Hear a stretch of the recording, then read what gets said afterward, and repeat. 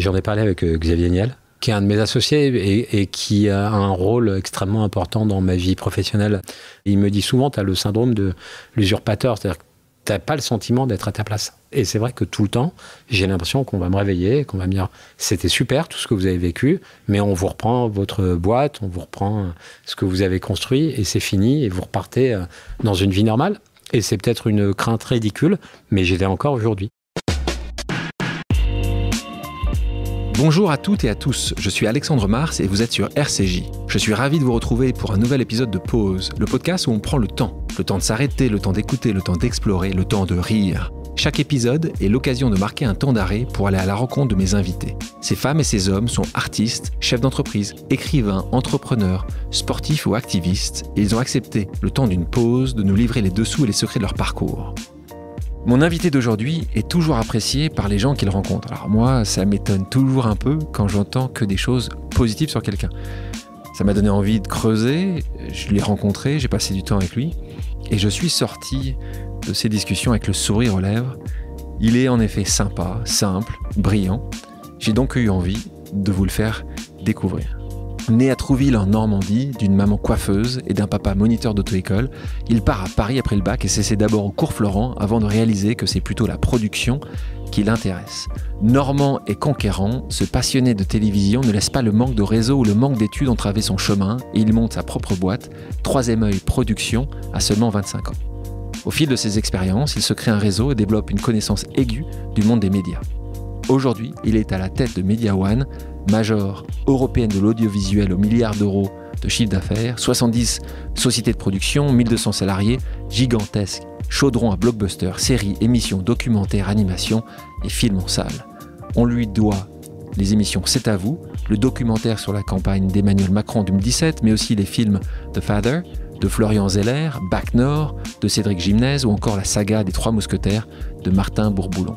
Sa rencontre atypique avec Xavier Niel, sa relation de travail avec Brad Pitt, et oui, Brad Pitt, les clés de la réussite pour un self-made man selon lui, sa relation à l'échec, et même le contrat manqué de Mbappé à Caen. Le producteur connu et reconnu revient avec nous en exclusivité sur son parcours impressionnant et nous explique les ficelles et sa vision de ce métier de l'ombre. Bonjour Pierre-Antoine Capton. Bonjour Alexandre. Comment tu vas ? Très bien, je suis très content d'être ici. Donc, tu es né dans le Calvados en 75, Trouville, et c'est important pour toi, fratrie de 3 garçons. Ton papa, donc moniteur d'auto-école, maman dirigeait un salon de coiffure. Ouais. Décrire ton enfance, en quelques mots, ce serait quoi ? Elle était très heureuse. J'ai un personnage dans ma vie qui comptait beaucoup, qui était ma grand-mère. Suzanne ? Exactement. Ma grand-mère s'appelle Suzanne, ma mère s'appelle Suzanne, c'est ça, et ma fille, son deuxième prénom est Suzanne aussi. Comme mes parents travaillaient beaucoup, c'est ma grand-mère qui s'est occupée de moi. Elle a eu un rôle très important dans ma vie. Et c'est avec elle que je passais toute mon enfance, mon adolescence, et que je regardais la télévision. Donc en fait, grande fan de télévision. C'est l'époque, il y avait quelques chaînes, hein. On n'avait pas 6, il n'y avait pas 5, il y en avait 3. Et donc tu regardais ça. Et elle, son émission favorite, c'était des chiffres et des lettres. En plus, en fait, t'étais forcément bon à l'école après ça. En tout cas, en mathématiques, j'ai eu des super notes. Je suis capable de faire des multiplications de façon très rapide.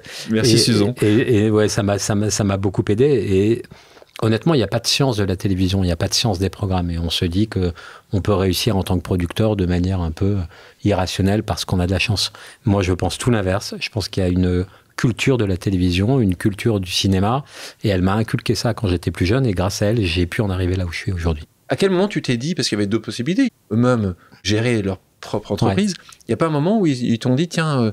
tu devrais prendre ma suite ou... Si, bien sûr. Et alors, qu'est-ce qui s'est passé ? Ma mère voulait que ma mère a repris ses études tardivement. C'est-à-dire que je l'ai vue à 50 ans aller à Paris pour passer un bac professionnel de coiffure pour pouvoir s'occuper de son salon. Et elle a voulu que je reprenne ça, sauf que la coiffure et moi, c'était pas possible. J'ai fait... T'as tenté quand même ? Pendant 2 étés, j'ai travaillé dans le salon de coiffure de ma mère. J'ai fait des shampoings. Ah, tu coupais pas quand même ? Non, heureusement. Tu faisais des shampoings. Heureusement, mais ça m'a permis d'apprendre le sens du travail, le sens de l'argent. J'ai vite compris que je voulais pas faire ça non plus. Moniteur d'auto-école, ça me plaisait pas. Et je me rendais compte qu'à Trouville, mon avenir serait dans les casinos, la poissonnerie, la restauration. Et j'avais pas envie de ça. Moi, j'aimais la télévision, j'aimais le spectacle. Il y avait la veillée du lycée Deauville, je l'ai présenté. J'avais envie d'organiser et d'être peut-être Mais sur quand le tu dis devant que de tu la l'as scène. présenté, qu'est-ce que tu vas par là ? J'étais l'animateur. Comment tu arrives à définir que tu as été élu? Parce que pour être président d'un lycée ou des élèves, il y a des différentes élections. Tu es d'abord délégué de ta classe, puis après les délégués, c'est le délégué des délégués. Je pense que j'ai toujours été... Et alors aujourd'hui, ça peut être critiquable, mais j'ai toujours essayé de bien me comporter avec les gens et d'être sympa. C'est sans doute des choses qu'on a pu m'apprendre plus petit, que ma grand-mère m'a transmis aussi, ma maman. Et donc, je suis resté le même. Et j'ai l'impression qu'aujourd'hui, une des clés de ce que je peux entreprendre, c'est de rester pareil dans toutes les situations, avec tout type de personnalité, d'un stagiaire chez Troisième Œil qui vient me voir à Brad Pitt ou au président de la République. Je pense que j'ai le même comportement. Et déjà au lycée, j'ai essayé d'avoir ce comportement-là, ce qui m'a peut-être un peu différencié, qui m'a permis d'être président des élèves et d'incarner ensuite cette veillée. Et même si c'est anecdotique, ça raconte un peu la suite du parcours. Ça raconte évidemment la suite du parcours. Tu viens de province. Ouais. Cette volonté d'être à Paris, c'est arrivé très tôt. C'est quoi cette niaque que j'avais? J'étais pas très bon dans mes études. Ça, j'ai compris. J'aimais beaucoup le spectacle. T'as redoublé plusieurs fois? Non, une seule fois. J'ai raté mon bac pour 3 points la première fois. Ouais, c'est quand même, tu l'as raté. Je l'ai raté, je l'ai eu la deuxième fois. Au rattrapage aussi, ce qui n'est pas très glorieux. Ouais. Et je faisais du théâtre au lycée de Deauville. On avait une professeure qui s'appelait Madame Schoenfeld, notre professeure de français et de théâtre. Elle avait eu avant moi en élève Dominique Besnéard, quelques années avant, une autre comédienne qui s'appelle Valérie Bonneton. J'avais envie de travailler dans cette industrie, ça me plaisait beaucoup, mais je ne savais pas si je devais être devant ou derrière. En tout cas, ça me plaisait. Et à la dernière représentation du théâtre en terminale, j'ai eu la chance de rencontrer Dominique Besnéard, à qui j'ai demandé comment faire pour réussir. Je connaissais personne. Hein. Donc Dominique Besnéard, juste, il faut quand même le préciser à nos auditrices, nos auditeurs, c'est un des grands agents, puisque c'est certainement des plus grands agents que les fins d'année, depuis des cinémas français, très connu, parce qu'il a été, c'est pas qu'il est connu aussi, c'est qu'il s'est mis, ou en tout cas il a été invité dans quelques films, avec un phrasé particulier, parce qu'il y a un petit zozotement. Il parle comme ça, c'est comme ça qu'on le reconnaît. Ouais, donc très connu comme ça, et donc il a monté certainement, donc Art Media, je pense. Art Media, exactement. Art Media. Et donc c'est là. Et donc toi, tu le vois, tu vas direct, tu dis hey, les gars, moi je suis le président des élèves, je fais ça. Est-ce que je pourrais venir? Est-ce que je pourrais? Tu voudrais quoi, qu'il soit avec ton agent? Non, je lui dis écoute, j'ai envie, mais encore une fois, je connaissais personne. Ouais. Mes parents n'avaient pas de réseau. J'étais peut-être un peu stupide ou utopiste, je ne sais pas, mais je suis allé voir Dominique en lui disant est-ce que tu peux m'aider à travailler dans l'industrie du théâtre ou du spectacle à Paris? Il doit en avoir 450 comme moi qui viennent le voir. Il me dit oui, bien sûr, pas de souci, viens me voir à Paris, à la différence que je le prends au mot. Et donc, j'ai mon bac, je prends mon sac à dos en septembre et je pars le voir à Paris. Je vais chez Art Media, je sonne à la porte. Tu sonnes vraiment à la porte, hein. Ça se passe vraiment comme ça. T'arrives, tu l'as pas appelé avant? Non, rien du tout. Il n'y a pas d'email à ce moment-là, il n'y a pas de texte, il n'y a pas de WhatsApp, il n'y a pas de Snap. J'attends qu'une personne ouvre la porte, j'arrive et je tombe sur son assistante qui s'appelle Yakuta. Elle me dit mais vous êtes qui? Je lui dis j'ai rencontré Dominique même lycée. Même lycée. Elle me dit, mais il va jamais vous recevoir, attendez là. Puis au bout de 2 heures, il m'a reçu. Il m'a dit, mais c'est qui, toi? Je fais, mais on s'est vu à Deauville. Tu te souviens pas? Et il me dit, ah, mais oui, c'est vrai. Écoute, va au cours Florent. Peut-être que là-bas, ça te permettra d'apprendre à être comédien. Là, ça dure 3 jours. Je me retrouve sur scène avec des gens bien plus compétents et tu te rends compte de ça? Ouais, je me rends compte tout de suite. Ouais. Je me rends compte que tu pensais, c'est une bonne question, c'est parce que c'est vrai que c'est difficile parfois d'avoir le recul nécessaire. Parce que toi, tu pensais que tu étais un assez bon comédien. Tu pensais vraiment, au fond de toi, tu pensais vraiment faire ça? Je pensais que j'étais bon comédien. Au lycée de Deauville, j'étais peut-être bon comédien. Et je pensais que j'avais une vocation à travailler dans cette industrie. Je ne savais pas où. Et très vite, en 3 jours, j'ai su que ça ne serait pas sur scène. J'étais mauvais, j'étais pas heureux. C'est les profs qui t'ont fait comprendre ça? Ah non, c'est vraiment ça. Ouais. Alors peut-être vous vous en rendez compte quand vous n'êtes pas à votre place. Tu étais sur scène, tu avais appris un texte, tu n'arrivais pas à mémoriser le texte, tu n'es pas bon dans l'intonation? On me demandait de faire des trucs, de jouer des personnages. C'est complètement ridicule de faire la mouette sur scène. Et là, je me suis dit, mais qu'est-ce que je fous là? C'est pas fait pour moi. Je suis ridicule. Et donc, je suis parti. Ma mère m'a dit, mais qu'est-ce que tu vas faire à Paris? Il faut que tu t'inscrives pour faire des études. Et je me suis inscrit dans la seule fac qui voulait bien de moi pour assurer ma mère. C'était la fac de géographie à Créteil.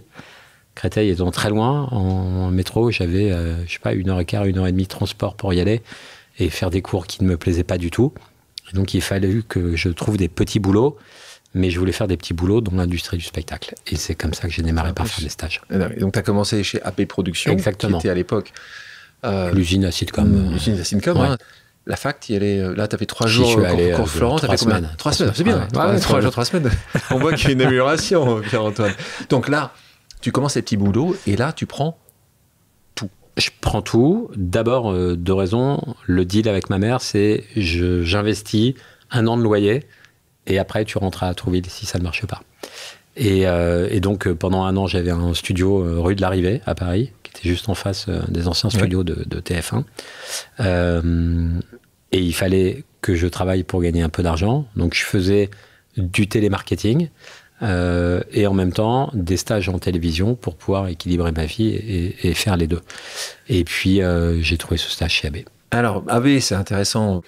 Des années après, Media One a racheté AB Productions. Donc, le petit stagiaire coursier qui faisait tout ce qu'on lui demandait, le café, le cours, a racheté. Ce jour-là, ça a dû...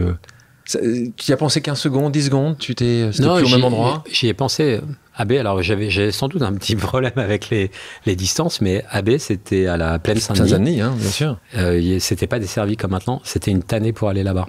Et moi, j'étais très content de mon premier stage chez AB parce que c'était à l'époque des émissions qui remportaient un grand succès. C'était la référence. C'était la référence, mais moi, j'étais le stagiaire du stagiaire du stagiaire. Donc au début, j'ai apporté les cafés, c'était déjà bien. Ma deuxième mission, c'était Claude Berda, qui était le propriétaire, rentrait des États-Unis. Claude a d'immenses qualités, par contre, 1 euro est 1 euro. Et il avait ramené un billet de $20 et il me demandait d'aller dans un bureau de change à Paris, en plein centre de Paris, très spécifique parce que c'est là où il y avait le meilleur taux de change.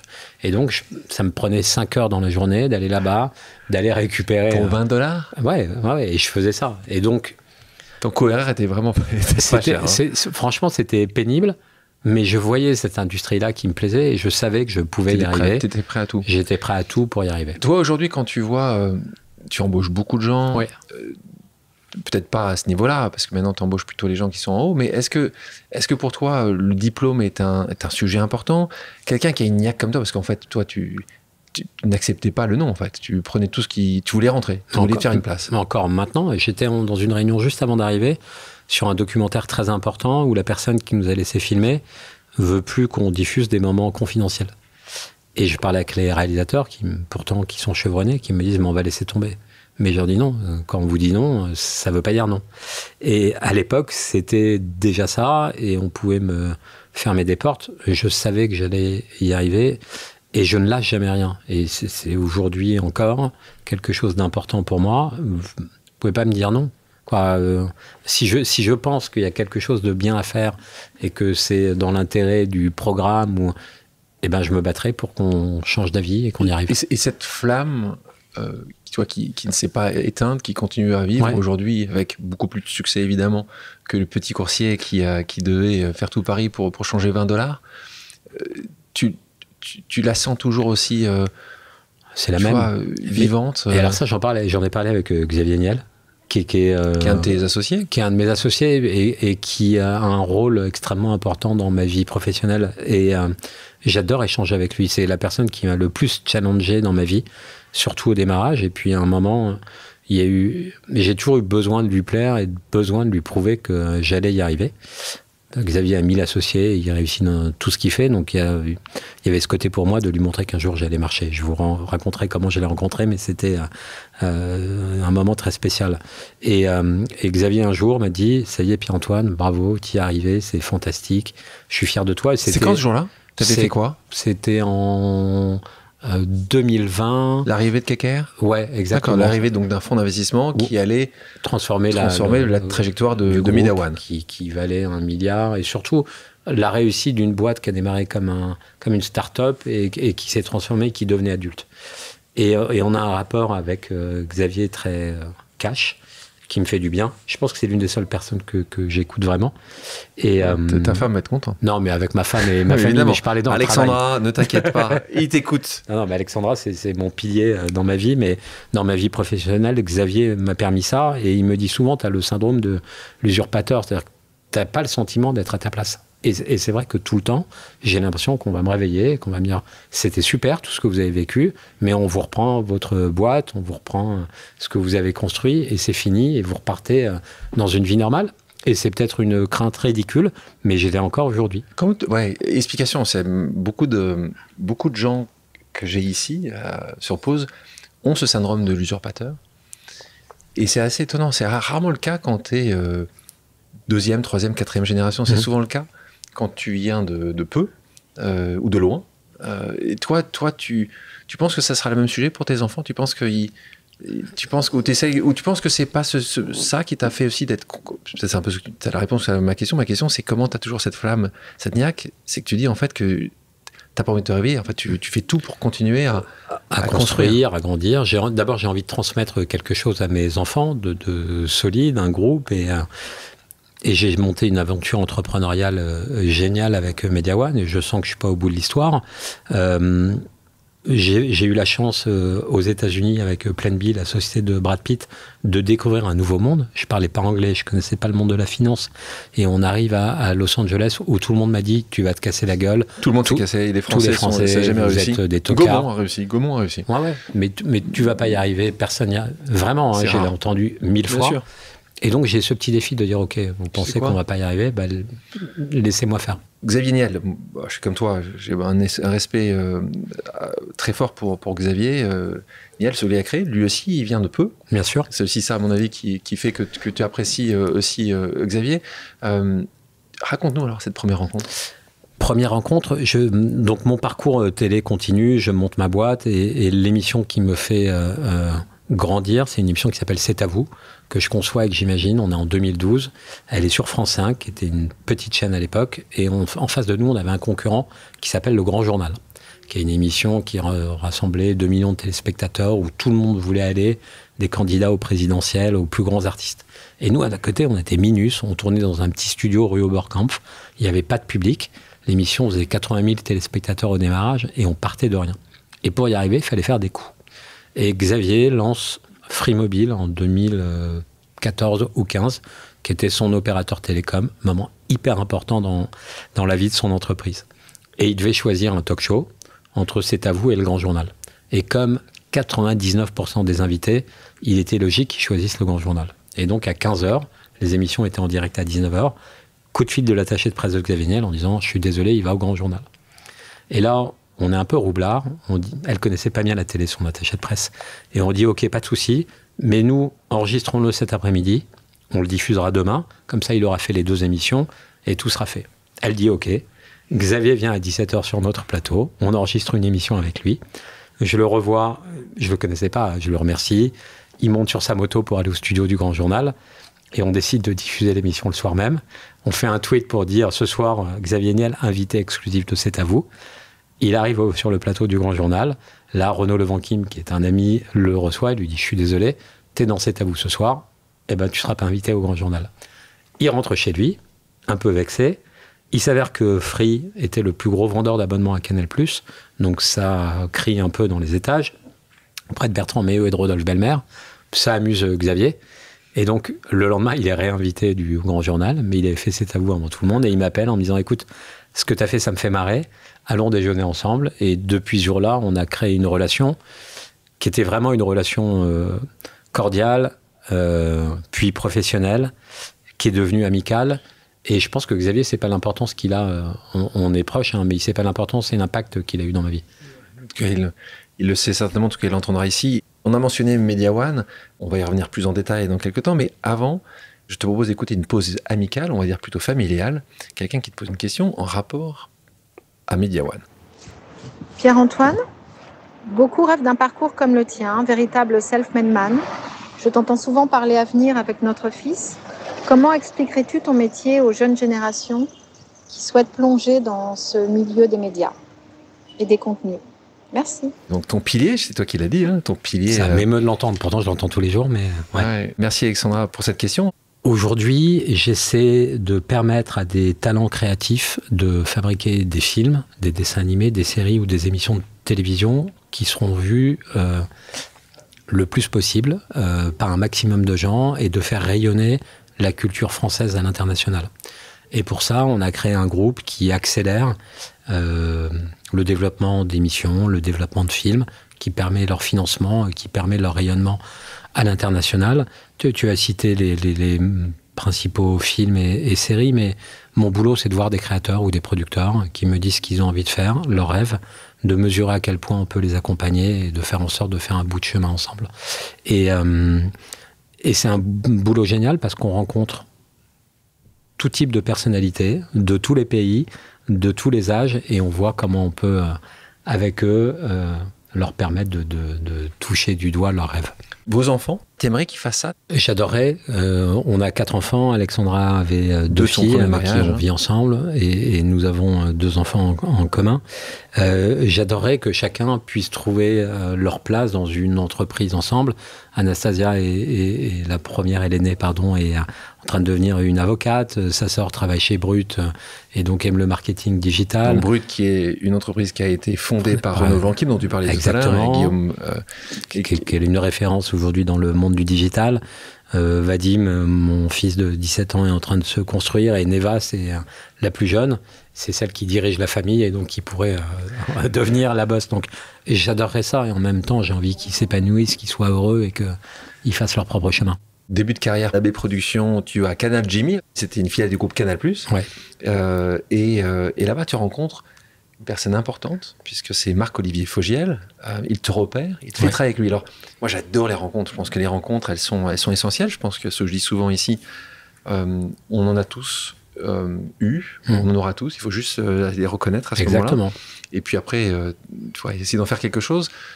Pourquoi Marc-Olivier Fogiel, qui est un journaliste, qui est producteur, qui est aujourd'hui directeur d'une chaîne d'information, pourquoi, d'après toi, Marc-Olivier Fogiel te voit? Qu'est-ce qui se passe? Comment tu as fait pour lui taper dans l'œil? Alors, j'étais sur Canal Jimmy.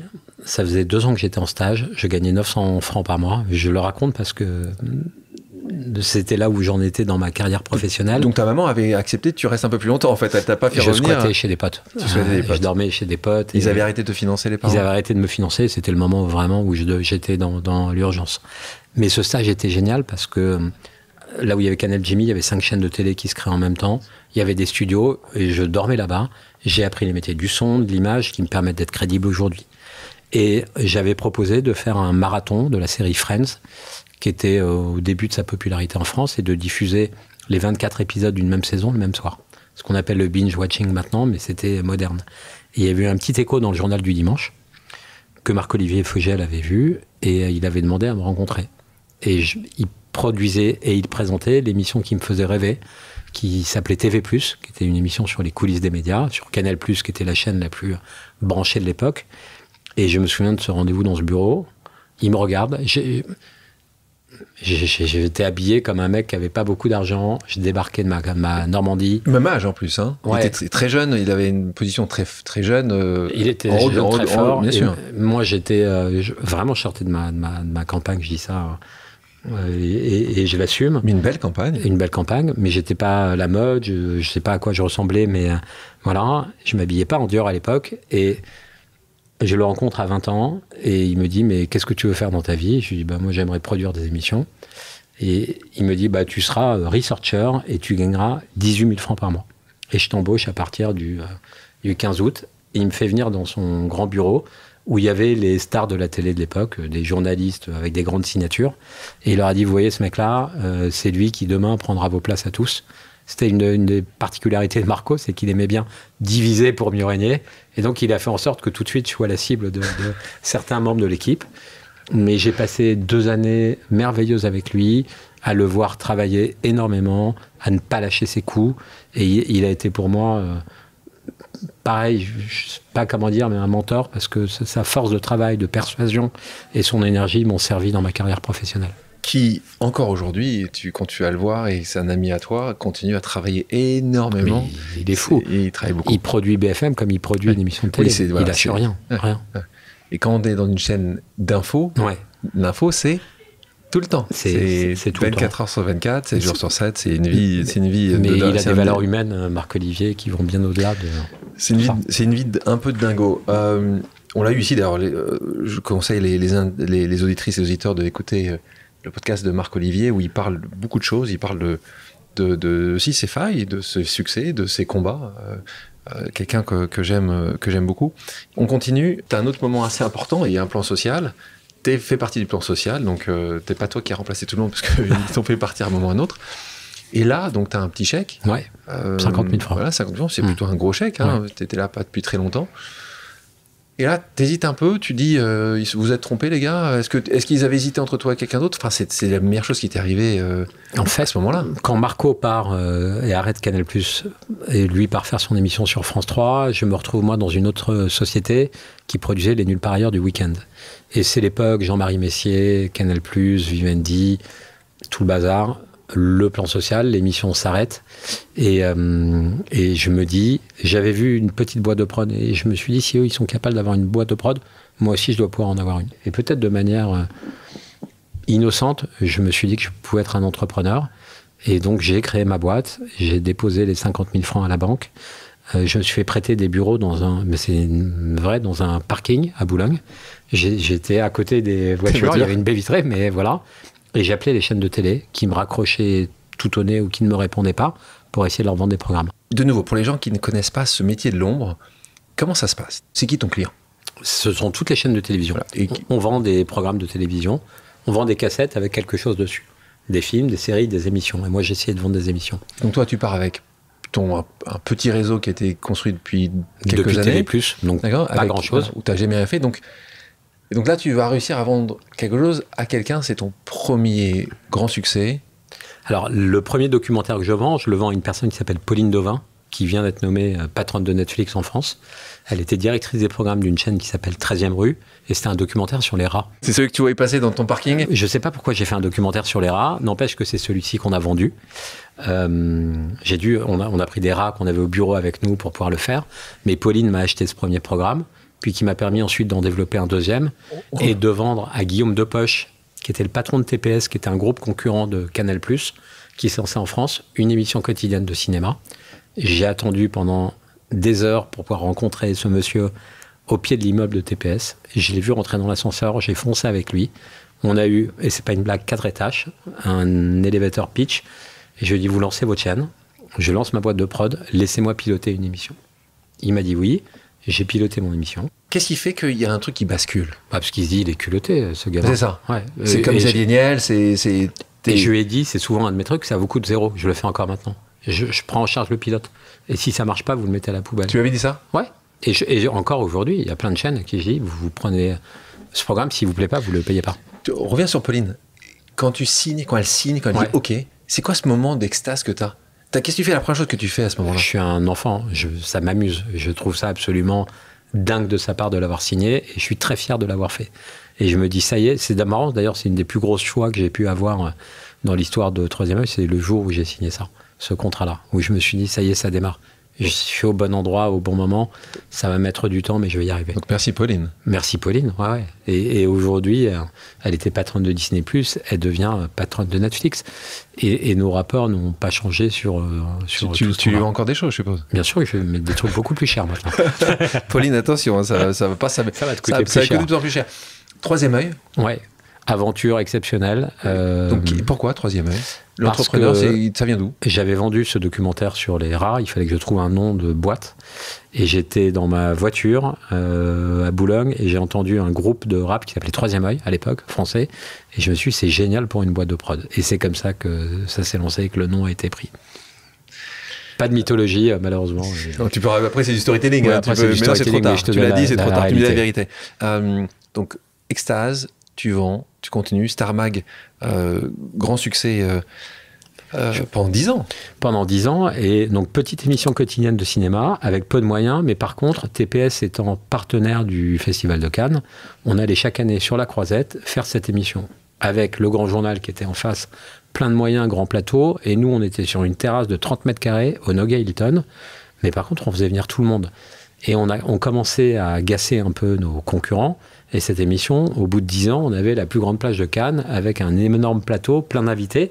Et cette concurrence avec le Grand Journal qui était produit par Renaud Levanquim, pour moi, elle ne date pas du lancement de C'est à vous, elle démarre de Star Mag. Question sur les budgets. Ouais. C'est quoi quand tu me dis ça coûtait pas grand-chose? C'est quoi l'émission que tu vends au départ de Star Mag? Une émission vendue à Star Mag à l'époque, c'est combien? Ça valait, je sais pas, 15 000 francs, 20 000 francs. Donc une émission. C'était une hebdo? C'était une quotidienne. On en tournait 5 le même jour. Bien sûr. Avec plein d'invités pour pouvoir la rentabiliser. Un C'est à vous aujourd'hui. qui est une quotidienne aussi, ça vaut combien? Ça vaut entre 40 et 50 000 euros. D'accord. Par rapport aux 15 000 de l'époque, donc ça part non mais plus... Mais c'est 2 heures de programme en direct. Non, c'est pas... C'est pas exponentiel, en fait. Non, c'est pas exponentiel. Donc quand tu vends ça il y a quelques années, ton 15 000 euros, c'est... Ça me permet de construire ma société. Considérable. Exactement. Quand je t'entends, j'ai l'impression d'entendre quelqu'un qui me dit, bah, c'est beaucoup de fois des choses où j'ai tenté. Bien sûr. J'ai essayé. J'ai eu le nez et puis j'ai pas hésité. Et plein d'échecs aussi. Travail aussi. Beaucoup de travail. Les clés de la réussite, pour moi, c'est les rencontres, tu l'as dit tout à l'heure, le travail, qui est essentiel, la chance, parce qu'il y a des moments de bascule qui ne vous appartiennent pas, et encore aujourd'hui, et puis d'accepter l'échec. Le nombre de fois où je me suis pris des portes, des murs, où c'était difficile, où je me retrouvais seul en me disant, c'est fini, je vais me planter.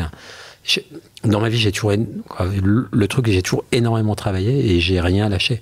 Toujours avec cette angoisse que ça allait se planter. Voilà, toujours. C'est à vous, tu en parlais tout à l'heure. Là, c'est ton bébé. Point de bascule. Les émissions quotidiennes à la télévision, ce sont les plus importantes. France 5 allait se lancer après 19h, lance un appel d'offres pour un talk show, 60 projets concurrents. Et grâce à Jacques Chancel, que j'ai rencontré dans ma vie et qui m'a aidé à contacter les gens de France Télévisions que je ne connaissais pas, ce programme est choisi. On a l'annonce le 2 juillet, on doit être le 2 septembre à l'antenne. On n'avait pas de plateau. Une animatrice qu'on venait de choisir, Alexandra Sublet, et un concept bancal. Et on a démarré à l'antenne, la première émission avec Vincent Cassel. Elle ne rentrait pas dans la case, on a à peine eu le temps de l'interviewer, l'émission était déjà finie. Tellement on avait voulu mettre de choses. Mais avec l'énergie, le temps qu'on nous a laissé, l'envie, on a réussi à tout renverser. Cette chaîne sur France 5, il y avait combien d'auditeurs? Il y avait 50 000 téléspectateurs. 50 000 téléspectateurs. Aujourd'hui 1,3 million, 4 1,3 million. Et donc c'est l'émission la plus regardée. Entre 19 et 20 heures, c'est le plus gros talk show. Ensuite, il y a d'autres cases entre 20h, 21h, 21h, 21h15. Mais celle-là sur France 5, d'Access Prime Time, c'est l'émission qui marche le mieux. 1 million de personnes. Et là, pour toi, tu doubles ton budget, parce qu'on se retrouve avec des budgets de 10 millions plus, si on fait les calculs, parce que c'est ça l'intérêt de la quotidienne, c'est que tous les jours, tu vas... Très honnêtement, je ne l'ai jamais vu, et même encore maintenant, comme un outil financier. Je sais que ma boîte a été cotée en bourse, je connais les concepts d'EBITDA et tout, mais à l'époque, d'abord, c'est une boîte indépendante. Je mets tout l'argent à l'antenne. Et encore une fois, aujourd'hui, j'étais sans doute pas la boîte de prod la plus rentable, mais par contre, je voulais que ça marche. Et j'y ai consacré tout mon temps, mon énergie et mon argent. Parlons de ce processus créatif. Oui. J'adore parler de processus créatif quand c'est avec un musicien ou un acteur ou un écrivain. Toi aussi, en fait, quand tu as une feuille blanche, quand tu vends quelque chose, et on l'a bien vu pour ceux qui ont suivi C'est à vous depuis le départ, beaucoup d'évolutions chaque année, chaque saison. Comment ça se passe? Amène-nous avec toi. Comment tu t'entoures d'autres personnes pour créer ces émissions? À l'époque, quand on lance C'est à vous, on fait l'opposé du grand journal. Donc on s'est dit, on a mis sur une feuille tout ce qu'ils faisaient et on s'est dit, on fait l'inverse. Donc grand plateau, nous petit plateau, eux du public, nous pas de public, eux très spectaculaires, nous très intimistes. Donc on s'est dit, qu'est-ce que les gens font entre 19 et 20 heures? Ils rentrent chez eux, ils débriefent de leur journée et ils dînent. Et donc on s'est dit, on colle à la réalité des Français, on va faire comme eux. Le concept est né comme ça. Puis après, on prend un réalisateur, Bruno Pinet, qui avait fait En aparté, qui nous a permis de créer ce loft, des rédacteurs en chef qui amènent leur savoir-faire dans la construction, des magnétos, et puis au fur et à mesure, parce que l'émission, elle se porte, avec le temps, on les fait évoluer, on amène des personnalités différentes. C'est à vous est devenu un centre de formation de plein de talents ailleurs, à l'antenne et hors antenne. Maxime Souitek a démarré chez nous en télé, Anne-Sophie Lapix y est passée. Elle était déjà connue avant. Mathieu Noël a fait ses premières armes en télé chez nous.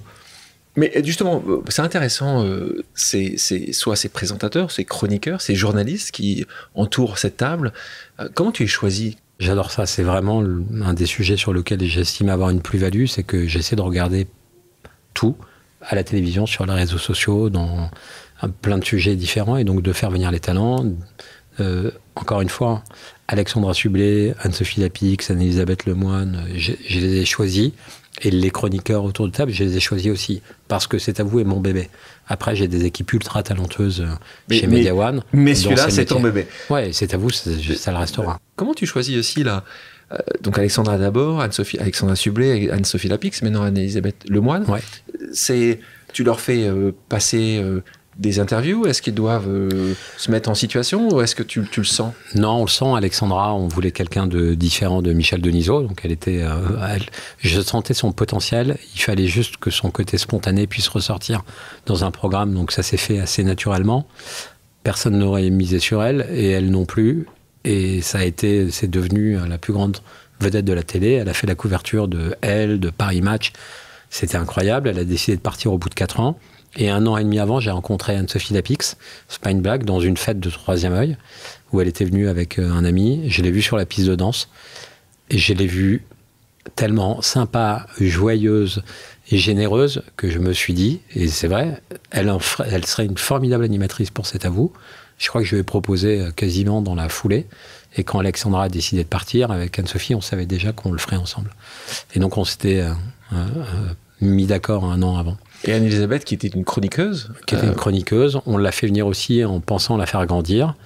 Anne-Sophie est partie un peu plus tôt pour faire le 20h de France 2. On a hésité pendant 3 jours pour savoir si Anne-Elisabeth, pas Anne-Elisabeth. On lui a donné les clés. Et aujourd'hui, pareil, elle connaît un succès incroyable. Donc, sur les 3, je suis fier d'avoir travaillé avec elle. Ça reste toutes les 3 des amis. Et 3 femmes. 3 femmes. Est-ce que le 4e peut être un homme, d'après toi? Non, C'est à vous sera toujours une femme.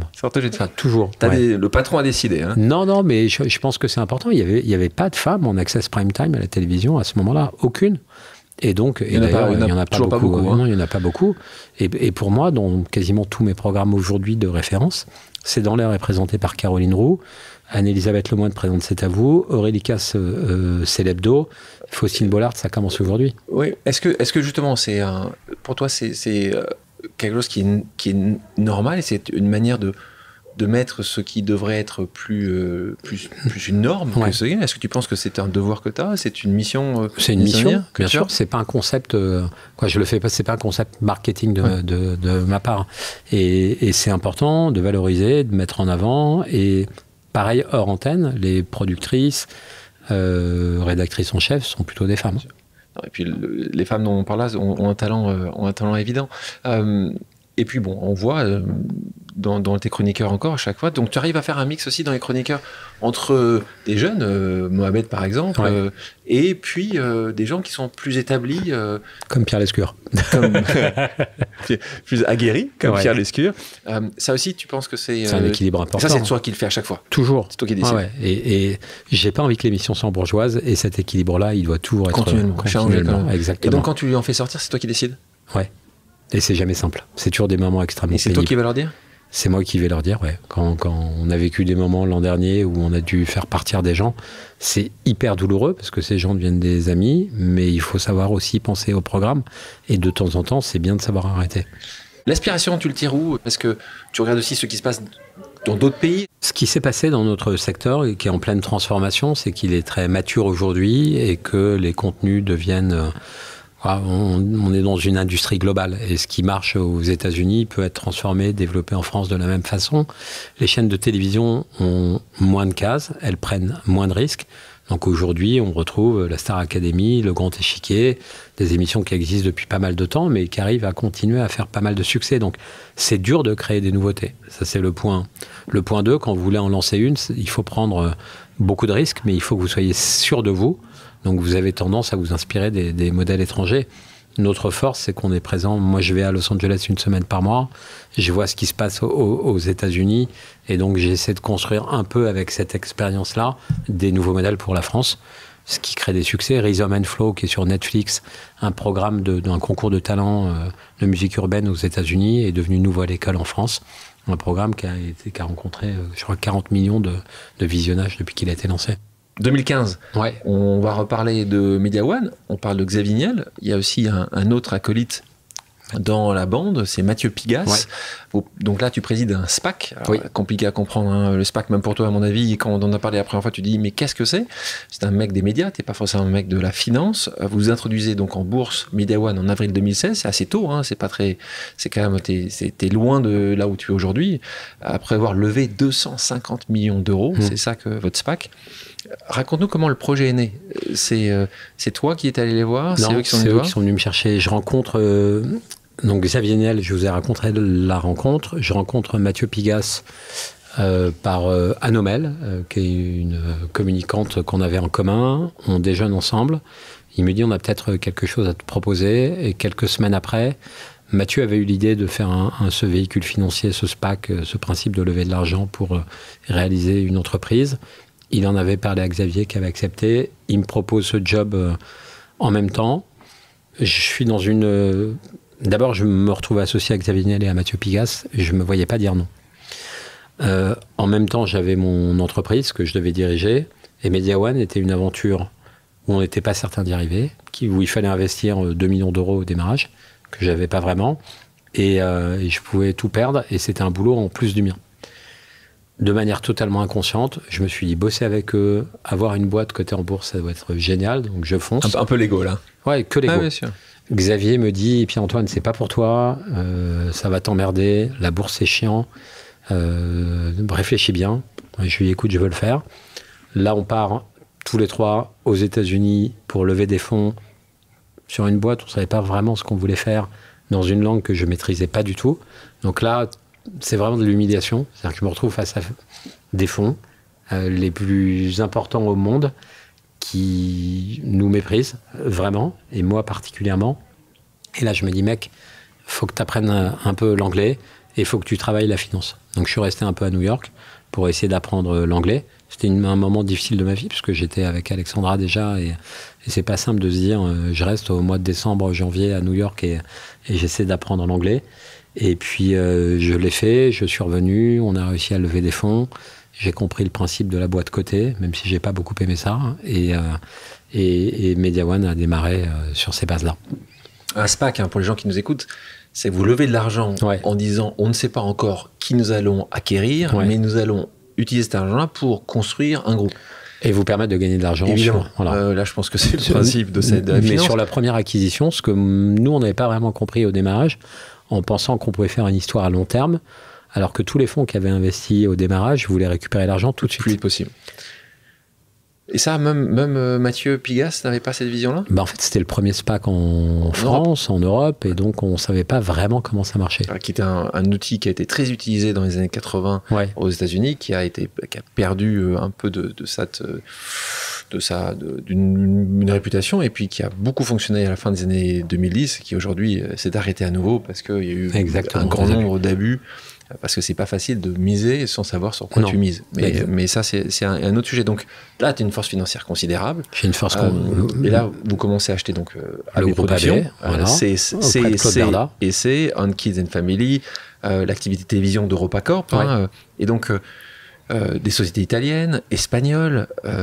Donc là, vous grandissez et vous êtes présent dans tout un tas de pays.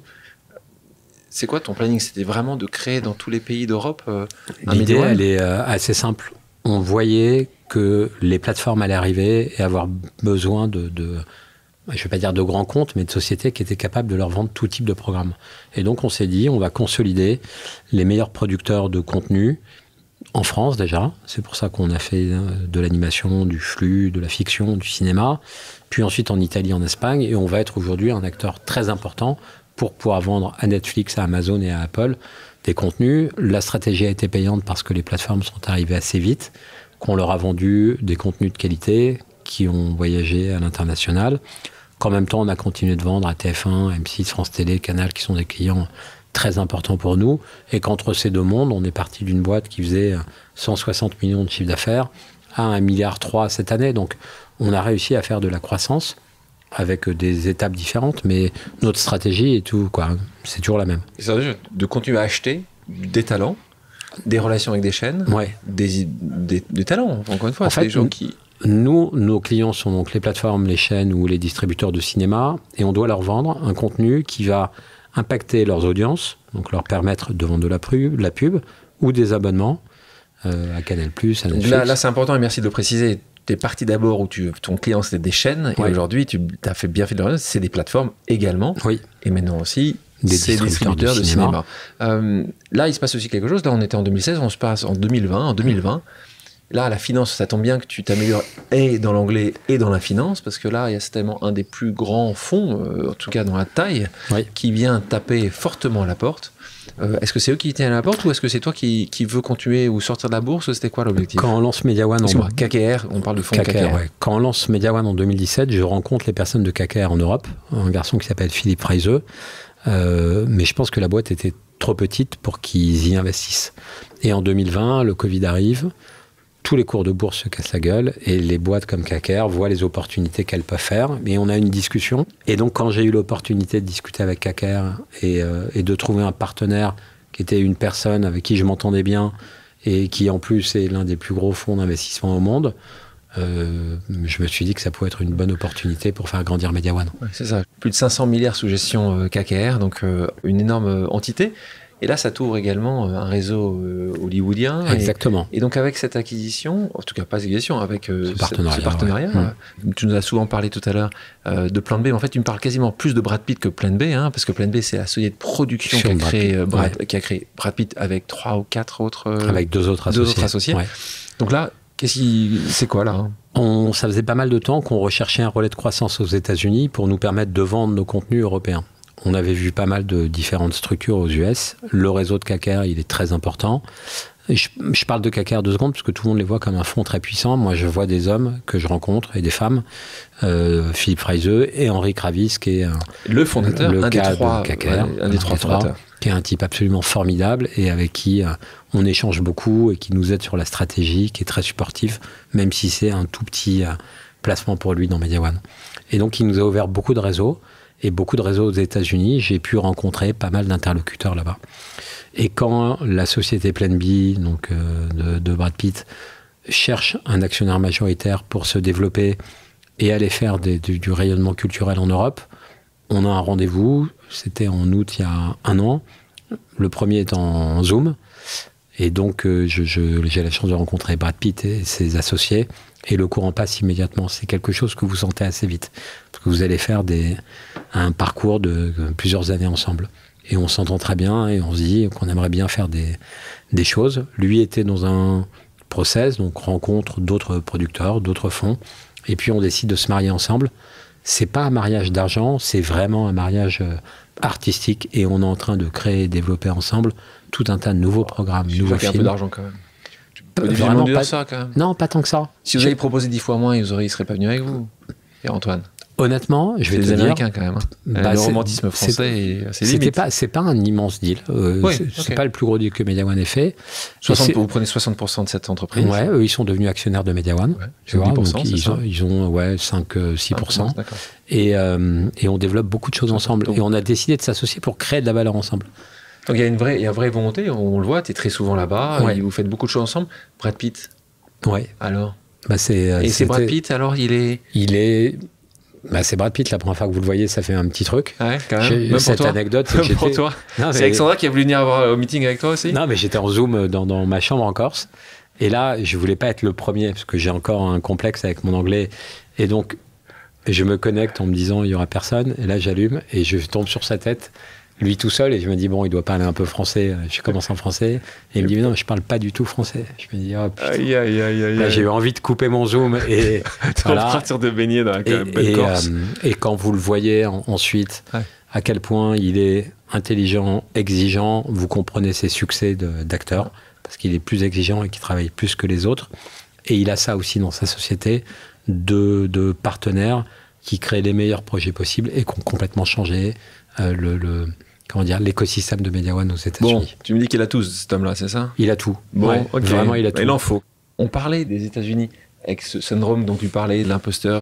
Ça fait penser à Gad Elmaleh que j'avais eu ici sur le podcast, qui m'avait parlé de cette discussion qu'il avait avec son papa, qui très souvent à Casablanca allait côté de la mer, il lui disait regarde là-bas, c'est les États-Unis, c'est l'Amérique. Toi, le Trouvillais, toi aussi, tu avais dans les médias ce côté. Si je réussis, je dois réussir aux États-Unis. Pour toi, c'est le Nirvana? Non, moi, mon Nirvana, c'était de travailler pour Canal+. Je trouvais cette chaîne tellement cool, c'était mon rêve. Hollywood, j'avais aucun fantasme, aucun désir. Comme je parlais pas anglais, ça me paraissait lointain. Impossible. À Deauville, il y avait le festival du cinéma américain, mais c'était pas un truc important pour moi. Et il s'avère que ce deal, Plan B, a fait que pour pouvoir me développer et comprendre, il fallait que j'aille passer du temps là-bas. En même temps, mon copain Florian Zeller s'y est installé parce qu'il venait de faire son 2e film. Et en passant du temps là-bas, j'ai découvert qu'on pouvait être dans un monde avec moins de jalousie que ce qu'on peut avoir ici, parce qu'ici, il y en a quand même pas mal. En France, c'est un des problèmes que je ressens, en tout cas, c'est qu'on ne réussit pas pour de bonnes raisons. On réussit parce que vous aviez tel réseau, parce que vous êtes copain avec machin, mais vous ne réussissez pas parce que vous pouvez faire bien votre travail. Ça arrive quand même, là, tu nous déprimes quand même. Non, mais c'est un bon exemple. La France, c'est compliqué. Ouais, mais il y a plein de gens qui considèrent que Media One est là pour de mauvaises raisons. Mais ça, c'est un microcosme. Bien sûr, mais... Ouais, mais je pense que dès que tu sors... Moi, j'ai jamais entendu ça, hein, le microcosme, peut-être... Vous le ressentez un peu. Aux États-Unis, vous êtes jugé pour ce que vous faites. Vraiment. Oui, je sais très bien, j'ai habité longtemps là-bas. Il y a beaucoup de choses négatives aussi. Non, mais je pense que tu vas dans tous les pays. La jalousie, malheureusement, le paragon de vertu n'existe pas. Les gens sont... L'humain est par nature imparfait, donc peut être jaloux, et puis il ne sait pas ce que tu as vécu, il ne connaît pas ta vie. Non, c'est vrai. Tu vois, moi, je trouve que c'est un peu... tu es plus encouragé, c'est-à-dire que quand je suis là-bas... tu sais quoi, tu es plus encouragé parce que tu es encouragé à échouer aussi là-bas. Ouais. Ici, tu n'es pas encouragé. Les gens disent, si tu échoues ici, eh ben, tu vas garder ça pendant des années comme un fardeau. Là-bas, échoue, c'est génial. Donc, il faut échouer, mais ça peut être mal. Media One est considéré là-bas comme un acteur qui développe et construit des programmes. Et donc, ça me renforce dans l'envie de pouvoir construire quelque chose là-bas. Mais j'avais pas le fantasme de les États-Unis, c'est pas ça. Non. On a parlé beaucoup de télévision jusqu'à maintenant. Ciné, pour toi, c'est un nouveau monde. Oui. Un monde que tu appréhendes aussi bien. Tu as des bons experts autour de toi. Quand tu fais un projet, parce qu'un projet, c'est très long. Autant, tu avais 2 mois, tu m'as dit, pour C'est à vous. Le ciné, entre le moment où tu vas d'y penser et que tu vas voir le succès, c'est 3 ans. Donc c'est très long. Et, ça te va, ça Non, pour moi, c'est trop lent. Mais ça nous permet de travailler avec pas mal de talents avec qui on peut créer des liens et ensuite développer d'autres choses.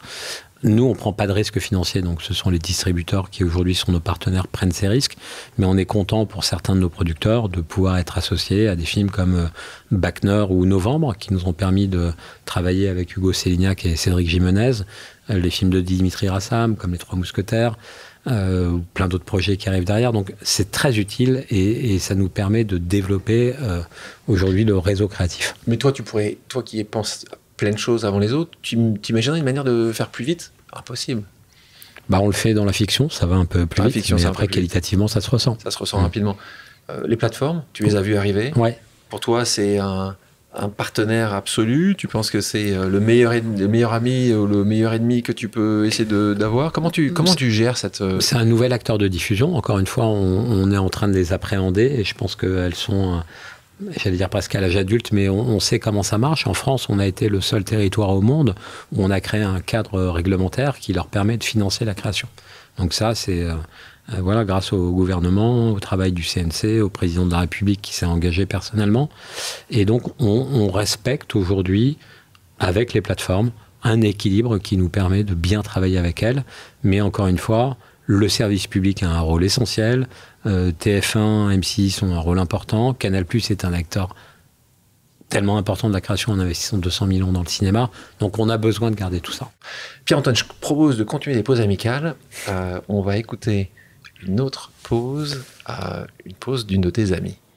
Pierre-Antoine, on se connaît depuis 15 ans. J'ai assisté à ton irrésistible ascension que personne, peut-être sauf toi, ne pouvait prédire. J'ai assisté avec admiration, avec étonnement, avec crainte aussi parfois pour ta santé, pour ton équilibre. Mais tu m'as expliqué que c'était le prix à payer, alors je l'accepte, mais je te surveille. Et quand il m'arrive de te décrire, je crois que la première chose qui me vient en tête, c'est ta fidélité. Ta fidélité à toi-même, à tes proches, à tes origines. Pierre-Antoine, il n'a pas changé. Et ce qui, évidemment, compte tenu de la distance parcourue en 15 ans, est un vrai tour de force. Alors aujourd'hui, je te pose la question. Est-ce que j'ai raison? N'as-tu pas changé? Et si c'est le cas, qu'est-ce que cette incroyable aventure professionnelle a changé en toi? Je t'embrasse.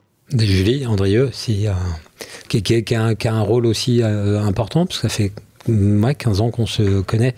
Cette fidélité, elle va dans les deux sens. Qu'est-ce qui a changé? Parce qu'elle dit ça, Julie Andrieux, donc animatrice, critique gastronomique, dit ça de toi, très souvent, elle dit « Non, il n'a pas changé ».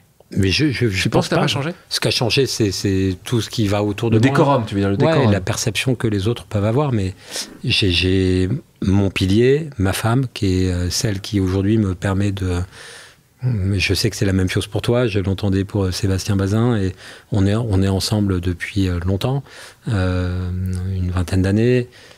Et donc forcément, elle m'empêche de soit prendre la grosse tête. Elle fait très attentive à ce que elle t'a rappelé à l'ordre de temps en temps? Elle a pu? Ouais, sans le dire. Mais elle le fait. Et puis j'ai une confiance absolue. Ce parcours sans elle, il n'aurait pas été possible.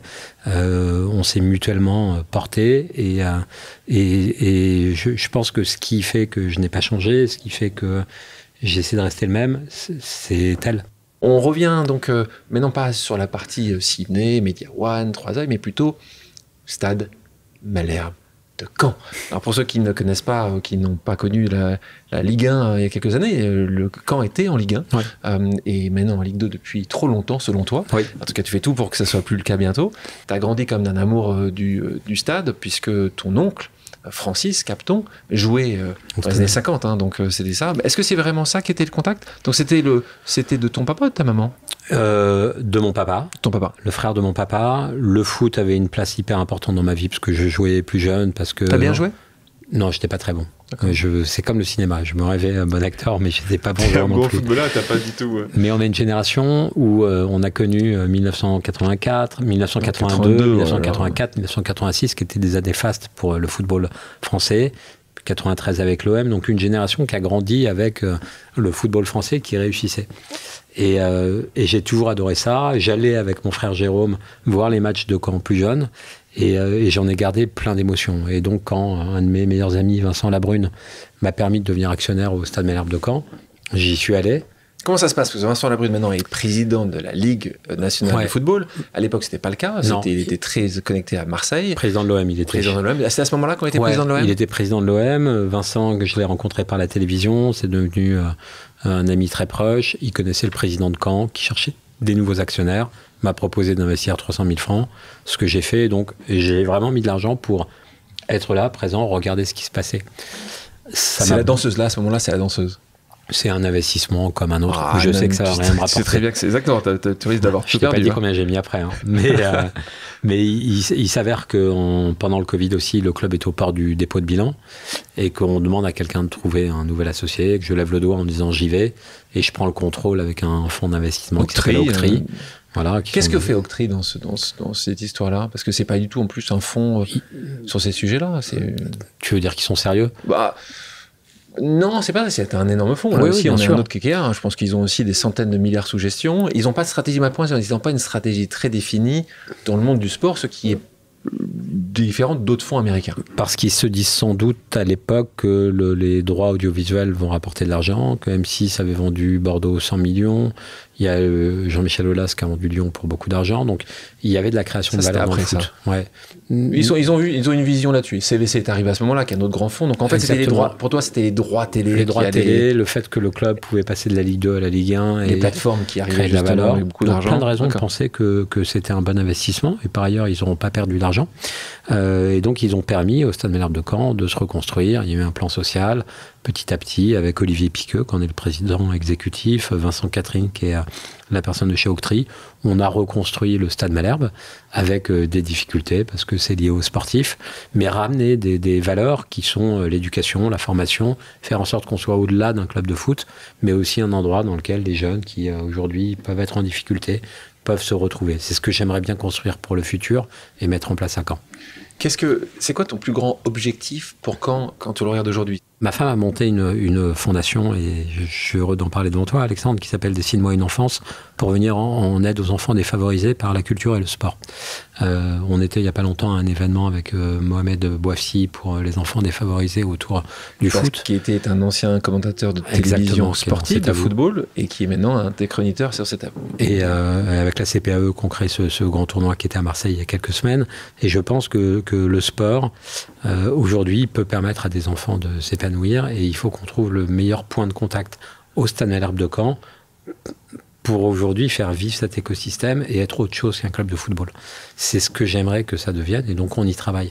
Et après, peu importe la Ligue 2, la Ligue 1, évidemment que je préfère la Ligue 1. Arrête de me dire pas peu importe. T'es fou, t'as un match, t'es dessus, t'es prêt à rentrer sur le terrain tellement t'es dedans. C'est plus sympa d'aller voir un match au Parc des Princes que d'aller dans des petits stades de Ligue 2 ou de sympa national aussi, c'est autre chose. Moment. C'est quoi l'objectif majeur, d'une manière réaliste? Cette position dans le championnat français, ce serait quoi? D'être en Ligue 1 et d'avoir l'un des meilleurs centres de formation de France. Voilà. Si on arrive à faire ça, ça me va très bien. Mais être reconnu pour nos valeurs plus que pour... Le plus grand joueur qui a porté les couleurs... Il y a eu N'Golo Kanté, il y a eu Thomas Lemar, Johan Le Penant qui joue maintenant à Lyon. Gravelaine. Xavier Gravelaine. Mais non, on a eu plein de bons joueurs. Beaucoup. Et on a Alexandre Mendy, meilleur buteur de Ligue 2 en ce moment. Pierre-Antoine, passons à une autre pause amicale. Ça va te parler, toi qui viens de Trouville. On l'écoute. Coucou mon chéri. Envisages-tu un jour de faire comme Bernard Tapie, de te lancer en politique après le foot? Si oui, commencerais-tu par briguer la mairie de Trouville? Alors, la question. Serge Salmon, le propriétaire et mon ami des 4 chats à Trouville. Donc 4 chats, voilà, tu parais comme si tout le monde le connaissait, les 4 chats, ce qui n'est pas le cas de tout le monde. Un restaurant culte à Trouville. Voilà, culte à Trouville où tout le monde va, en tout cas. Voilà, exactement. Très connu. Alors, le tapis canonné. Non, on m'a proposé 2 fois de reprendre des mairies dans le coin, ça m'intéresse absolument pas. Mairie, députation. Ouais, de rentrer en politique en tout cas. Mais vous voyez, j'ai suffisamment d'emmerde dans ce que je fais, mais par plaisir, j'aimerais pas faire ça du tout. T'as hésité quand même? Non, vraiment non. Pas du tout, j'ai dit non tout de suite. Et Alexandra, elle disait quoi? Je pense que sur le coup, je lui en ai même pas parlé, ou plutôt sur le ton de la blague. Mais c'est pas une option. Merci Serge pour la question. Donc, le Bernard Tapie ne sera pas là. Il n'y aura pas sur Netflix, peut-être pas sur celui-là, une histoire romancée de la vie de Pierre-Antoine. Je vous propose maintenant une pause musicale. Pierre-Antoine, quelle est ta chanson culte? J'adore la quête d'Orelsan. Ok, on en écoute un extrait. Quand je sais pas, je demande à ma mère. Un jour, elle m'a dit, je sais pas tout. J'ai perdu foi en l'univers. À 5 ans, je voulais juste en avoir 7. À 7 ans, j'étais pressé de voir le reste. Aujourd'hui, j'aimerais mieux que le temps s'arrête. Ah, ce qui compte, c'est pas l'arrivée, c'est la quête. Je balaye les feuilles. Pierre-Antoine, merci. Merci beaucoup, Alexandre. Merci à tous d'avoir pris le temps de faire une pause avec nous sur RCJ. J'espère que l'émission vous a plu, inspiré ou fait réfléchir. Si c'est le cas, je compte sur vous pour soutenir Pause sur radio-rcj.info ainsi que sur toutes les plateformes d'écoute. À bientôt sur RCJ pour un nouvel épisode de Pause.